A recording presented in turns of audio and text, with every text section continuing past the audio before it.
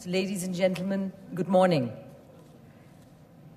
Honorable members on the dais, Dr.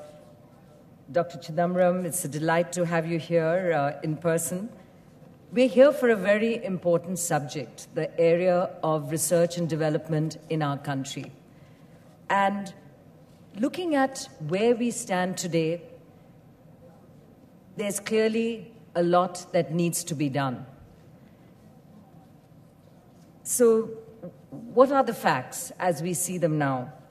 India's current spend on scientific and technological R&D stands at under 1%, 0.98% of GDP.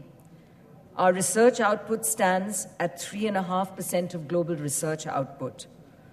We have under 2% of the global share in the full-time equivalent of research professionals around the world. 75% of our R&D spend in India is from the public sector, and the balance, 25%, only from the private sector, whereas the situation is the reverse in most countries. And we have a 12th five-year plan which proposes to increase the share of private sector to 50% of R&D. So we've come a ways, but we've got a long ways to go. So what do we need to do in order to achieve this target? Clearly, our national science and technology policy should be oriented more towards output-directed development paths, as opposed to input-driven strategies. A second area would be basic research should be followed on a goal-oriented approach to connect knowledge generation with wealth generation and practical problem solving. So it is about our labs, but it's also about the eco-structure of how we take these technologies beyond the lab to market and commercialization, including financing. And the third is the government funding policy in R&D. So to look at a much more venture funding model for the private sector projects, in particular from SMEs, as these are adapted and indeed follow successful models that other countries have followed. The good news is that in spite of bottlenecks and in spite of what we haven't done, we have taken strides. The fact that our top Indian corporates are increasing R&D spending in the last few years is notable. More than 1/3 of our top 1,000 corporate R&D spenders are present in India. So India is a destination for R&D in the MNC and foreign university world. And currently, there are more than 870 multinational R&D centers operating in India.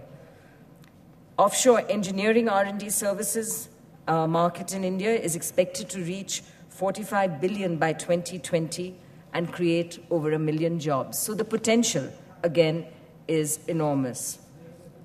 So as we see it at FICCI, the first issue on India's public spend in R&D being below averages in countries like China, South Korea, and most of the Western countries requires us and with government to stick to this commitment for a steady increase in budget outlay for R&D and double the current investments over the next 5 to 8 years. The second issue, India's private sector investment in R&D being less than 25% of the overall, would require us to have create an aggressive policy environment for boosting private sector investment in R&D, where apart from the existing R&D offset credit policy for industry, there need to be tax breaks, fast-track patenting facilities for breakthrough innovations, and to introduce legislation for allowing public sector scientists to file patents, create new enterprises, and share financial returns of their inventions.